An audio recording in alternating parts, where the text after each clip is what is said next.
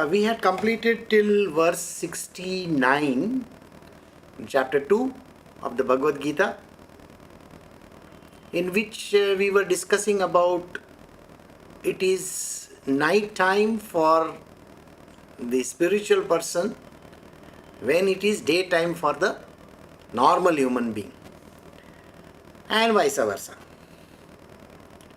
So this is where we had actually stopped. So to give a small recap, I'll tell you. When the world opens its eyes for the daytime, people become human beings and they get into the troubled world. The troubled world keeps them very much engrossed in their life. They can only think of their life as a problem. The spiritual people, meanwhile, are not like that. In their world, this world outside is an illusion. They know it very well. They know that this trouble or this whatever good that is happening also is worthless because they are not attached to that object. And that is the reason why for them they are having the knowledge to understand the truth. Got it? If the world sees it as a daylight, the same thing the spiritual people can look at the people around and know that they are actually in their night time. Because they are going through their Mayavi dunya, that is the world of Maya. So if there is a married lady, she is going through troubled times. So when she wakes up, she is disgusted waking up. She says, why did I wake up to this day? Because she has to face her spouse, her in-laws, her children, the world outside, and it is trouble for her. The same thing is observed by the spiritual people. They can see this woman is completely deluded. So in the night when the world is sleeping peacefully, the mind is at peace, the mind is not working at all. This is in deep sleep.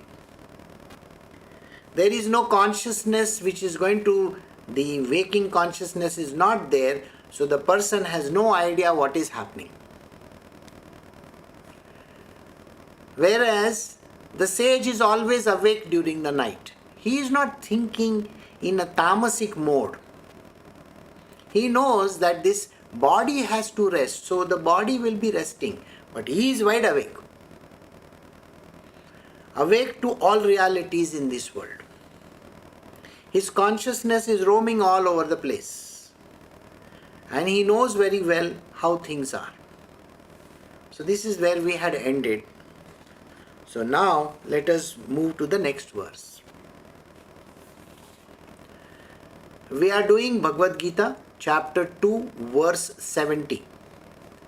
As the waters of different rivers enters the ocean, which, though full from all sides, remains undisturbed, likewise he in whom all enjoyments merge themselves without causing disturbance attains peace.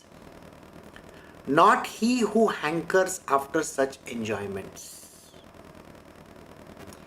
Here Shri Krishna is giving an example of the waters of different rivers. See, the river may be turbulent. The river may have overflown on the banks also. But when it enters the ocean does not take it as a turbulent river. It has to accept that river as it is, and it is peaceful in its own way. So this was just an example to tell you that whatever is happening in this world, turbulence or happiness, in both these things, a spiritual person is not at all disturbed by it. He is peaceful, tranquil.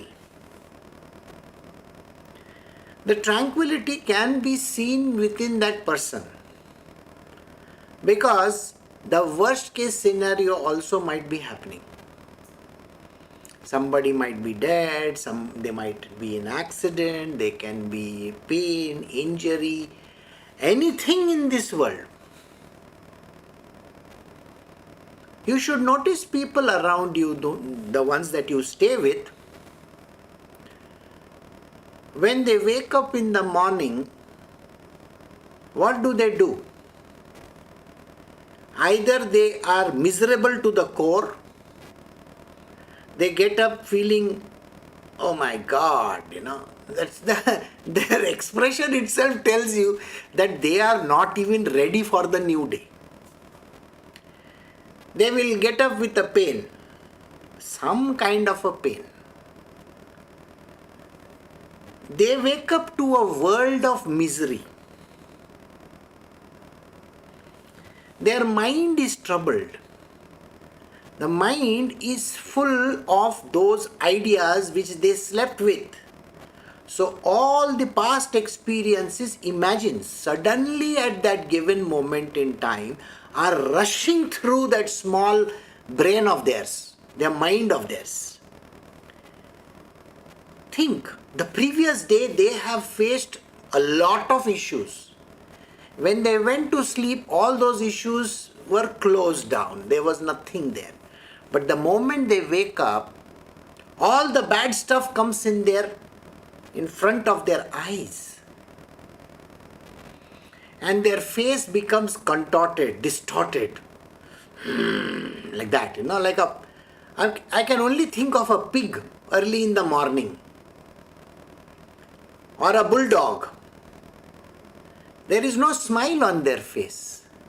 There is no laughter in their voice. So this is where the turbulence shows up. The spiritual people are not disturbed by any of this.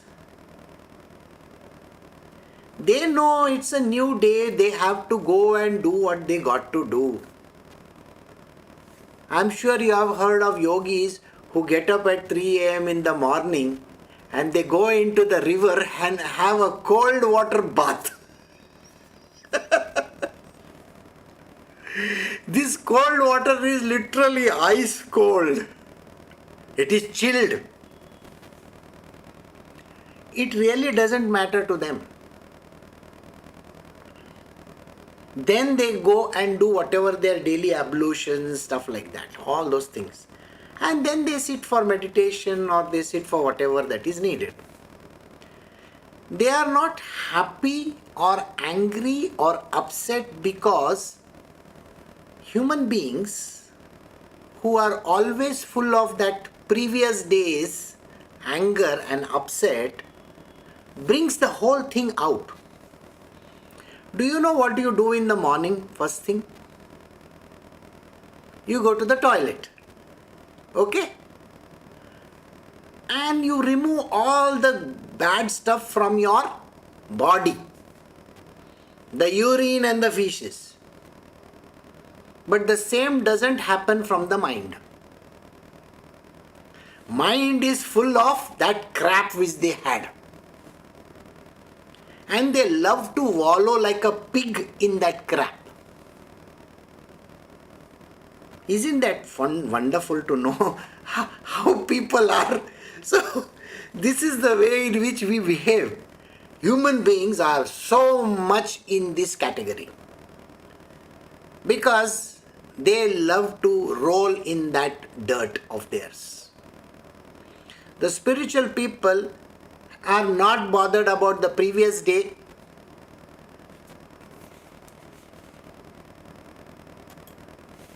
Sorry, something came up there. The spiritual people are not bothered about the previous day's experiences or whatever that might have happened. It's because they know it's a dream. It's just a nonsensical stuff which Maya has played in everybody's life. So now ready for the next day for Maya. They are so much happy with it. It's okay, fine, I can face it. That's how it is. So Sri Krishna is explaining that he in whom all enjoyments merge themselves without causing disturbance attains peace. There are no enjoyments in this world.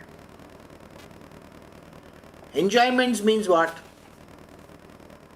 People have enjoyed their life also. Please remember, the word enjoyment is a misnomer over here. It can be misery also. People love to wallow in misery. It is an enjoyment. A pig loves to wallow in grief also. No, all that muck around him. For him, that is enjoyment. Have you seen buffaloes? Buffaloes go into the dirty waters and they sit over there, literally. Plonk themselves inside. And with all the dirt on their body, you let a buffalo loose. He's already dark in color, black. On top of it, he loves to go and sit in this mud. Pigs are also like that. You know, they are pinkish white, but when they go into these gutters, they become brown in color and dirty black color also. So human beings are like that. They get lost in their world of misery or happiness, whatever. The previous day somebody might have won a lottery, or they might have, got married or something like that. Some according to them, something nice has happened. They are disturbed by this happiness also. They are always smiling like this. Why? Because something good has happened in this world. The same thing is not applicable to a spiritual person. He is not going to be smiling or laughing or jubilating just because something has happened, good stuff. No. You have to be tranquil at that point in time. And he doesn't hanker for such enjoyments. He doesn't even bother about such kind of enjoyments. So we move to the next verse now.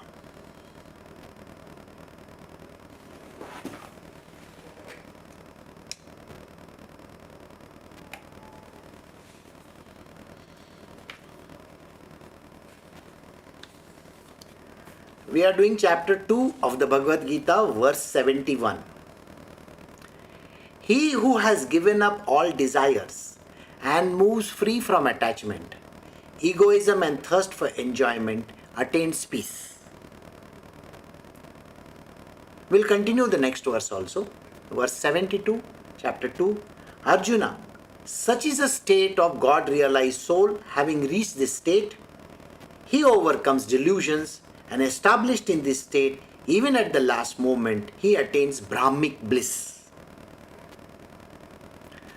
So this is a recap of the whole chapter. The chapter itself was talking about desires. How desires are there, what kind of desires are there. We have done this in chapter 2, right from the beginning itself. Because Arjuna is actually full of desires. When he says, I am not going to fight this war, I don't want to fight, I am not going to get up, I am not going to do this. He is Arjuna at the end of the day. We always consider Arjuna as some valiant person. We need to understand that Arjuna is as average a human being as you are. There is nothing spectacular about a person because he is showing the same problems which a normal person faces. So who is Arjuna? You are Arjuna. And you have these problems in your life. They stem from that one word called desire. The desire to have something. It can be money, fame, fortune, marriage, happy life, relationships, education. It can be anything, any desire of any kind. Even a petty desire of wanting some food to eat. I want to eat an ice cream. I want to eat this sweet or something like that. A petty desire also. It's a desire at the end of the day. Even if you desire for your child to pass in his examinations, human beings have desires for other people. They want their children to be better off, settled in life. My daughter and my son should be doing well in their life. My daughter-in-law should be very good. My son-in-law should be very nice. Whatever nonsense that person thinks of, it is at the end of the day desire only. In my world also, human beings have desires. The desire to own. Last so many years of my life, I have seen people, they feel that they own this person. I have ownership of him. I don't understand. Who can own? Nobody. There's a pettiest desire that you can have. You cannot own the divine. You cannot own the self. You cannot own your guru also. Please remember this. There is no ownership for anything. And if that is the thing, then it is called desire. Your desire is going to be making you miserable. If you want something to happen, I want to pass in my examination tomorrow. I want to get this job. Now there is an interview today, and if a person says, I want to get that job, that's a desire at the end of the day. Any kind of desire, you name it. There is nothing like a spiritual desire and a material desire. It's a desire. Even to be in spiritual is a desire. I will explain why even that is a desire later on. It's not your call. Who are you? Who do you think you are that you can have this kind of control over anything? You have to think about this question. You are a petty human being who cannot even control the breath. You cannot control the movement of your heart. You cannot control the movement of your blood. You cannot even control the next day what is going to happen in your life. And you are saying that I want this or I want that? That is not how it is. Everything happens by the will of God. Don't forget this sentence. Even the desire to be in the spiritual is the will of God. It is His grace that keeps you in that. And when the grace goes away, you will go away. So many people may join and many people will drop off. See, the idea is some people feel that they are doing some great favor. That is their ego talking. Some people feel that they have to be there because they want to be seen. That is also not correct.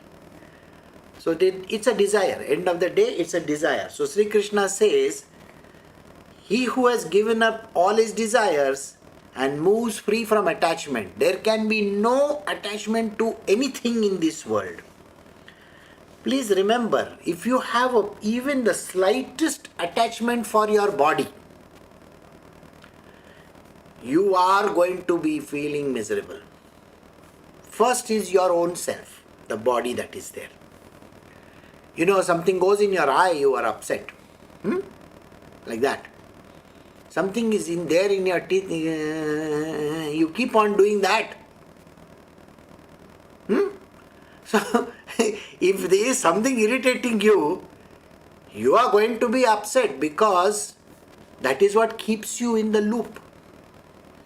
So, no attachment to the body, no attachment to another human being. The moment you have attachment to another human being, you cannot move in this world. Have you seen a family, which is attached to each other? A very good example is Home Alone. In the movie, everybody is getting ready to go to the airport. One person's delay makes the whole delay for every other person. Have you noticed it? Suppose you plan your itinerary taking another person into account. Two people to come at the same time is not possible. One person is always going to slow you down if you are that fast fellow. But if you are that person who is going to be the slowpoke in this, then you can understand what is going to happen to the whole thing. So either you are slow or you are fast. Two people cannot agree on the same thing. And imagine having children. Do you remember the number of children that were going to the airport along with those parents in the same movie? It was mayhem. And finally they forget to count that one child of theirs. And because they find that they have to board the flight, so they board the flight, and finally they come to know that their son is left behind. It's exactly like that. Human beings, when you take another person into account, there is going to be a problem. So my Gurudev came up with a story. My Gurudev's story is so beautiful. So he says that there is a young girl. She is alone at home. And there are some people who have come to see her in marriage proposal. Her parents are not there, nobody is there, she is there alone. Now naturally when somebody comes to see that person, you have to behave as if you are some great sheikh in that. That means you don't have any problems. So, though she is cleaning the vessels inside, we do vessel cleaning on our own in India. We don't have washers, what we call that, dishwashers, because we don't have dishes per se. We don't have crockery like that. We have those steel plates and stuff like that. So she is cleaning the vessels. She has put bangles in her hand. In India, most of the women, they wear bangles. So she has got bangles in both her hands. And when she is cleaning the vessels with both her hands, there is noise. So she removes those bangles. Only two are left. So even while cleaning the two, there is noise. So those people who have come to see her will wonder, what is this? Who is this doing work over here? And if they find that this girl is doing work, then it's like a black blot, on that family. Oh, the daughter has to do all the work at home. You cannot even afford a servant. That kind of nonsense is there. So my Gurudev said, if a person has two bangles, they clank. Just like two vessels, empty vessels. When they come together, they make that noise. When there is only one, there is no noise.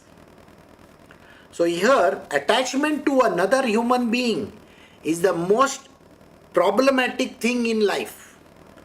So it can be a husband, it can be a wife, it can be a son, a daughter, a mother, a father, or whatever.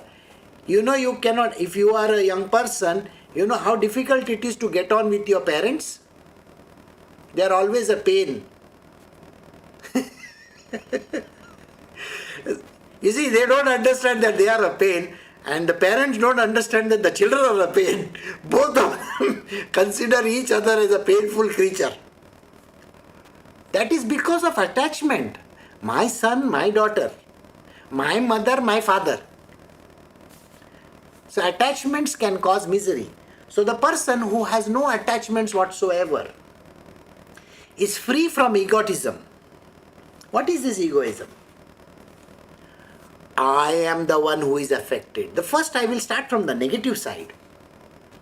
I am miserable, I am affected, I am always being treated like dirt, I am treated like a doormat.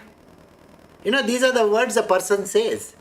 They consider themselves as a miserable person, always being treated badly. People talk ill about me, they consider me as a very low life in this world. My parents don't respect me, the world doesn't respect me, my boss is a person who always treats me like dirt. He's never given me promotion, he doesn't give me... these are the... We always look at it from one perspective, that is the downside of it. The upside is, I am the greatest. Nobody can beat me. I presented this idea, this is my idea. I am the one responsible for this. I made this company grow. I made this in this world. All kinds of stuff. Even if the person has made some petty stuff, in the kitchen.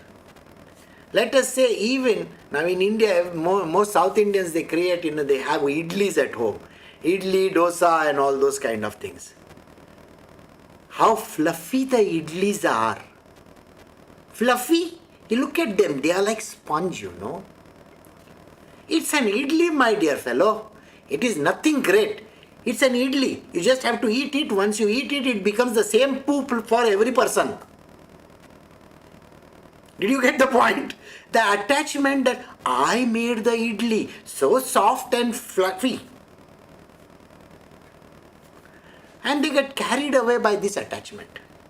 How was my sambar? How was my chicken? How was my dosa? Everything is like that, How do you like it? But what is the meaning of this? You are attached to what you cook, what you do. So that attachment to the things around you, people around you, places. My city is the worst city in the world. There was so much of rain yesterday that the whole city got inundated and the vehicles had stopped and so much of water inside the houses. At such time you should ask the person, so what happens in Venice? What happens in Europe? What happens in the United States? What happens in South America or Africa? Well, everywhere it is like that only. What happens in China? The whole town gets inundated underwater. What is this great deal that your city, my city? Again, place. And the last is called things. Human beings are connected to things. This is my pen, this is my chair, this is my this, and this is my that. And it goes on. So, person should never be attached to anything in this world. So, free from attachment, free from this egotism. It is mine, mine, mine, mine, mine. No. And thirst for enjoyment attains peace. So, the person who has given up desires, all kinds of desires. Secondly, who is moving free from attachments, no attachments of any kind, no egotism, and has given up all kinds of enjoyments, attains this peace. And such a state is a God-realized person. You see, this is the state of the God-realized person. Realization of the divine happens only when you give up desires, attachments, egotism, and the rest. Why are you so much into this material worldly stuff? I want this and I want that. Give all these things up. There is no need for you to have. Please remember one thing. The Divine Lord will give you what He wants to give you. There is no out of turn. Okay? We love to go out of turn. Have you seen outside the clubs how many people hang around? And they are in one line and somebody will come with some very fancy car, maybe a Ferrari, and get off and walk straight to the door, and that person will say, good morning, good evening rather. Good evening, sir. Please come in. Why? What is all that? So All these things don't matter. Because even the enjoyments, they go away into the drains. Such is a case of a God-realized person.